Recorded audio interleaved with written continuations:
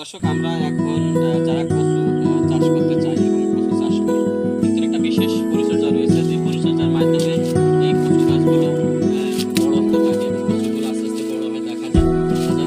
আমাদের এই সেই কাজটাই আমরা এখন করছি। দর্শক, এই যে আমাদের এই গাছের ডাল যেগুলো ক্ষতি হয়ে গেছে সেগুলো কেটে দিয়ে আমাদের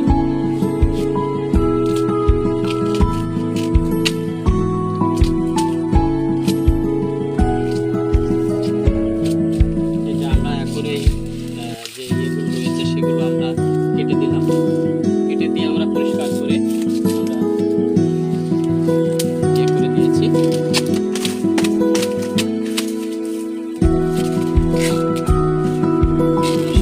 এটা হলো যে কচু বড় করার জন্য সহজ সঠিক নিয়ম, এবং এভাবে কচুগুলোকে দ্রুত বড় করার জন্য এই ডালগুলো কেটে দিতে হবে। তা না হলে আস্তে আস্তে অঙ্কুরোদ্গম হচ্ছে ভিতরে এগুলো গাছ জন্ম ডাল পালা বের হয়।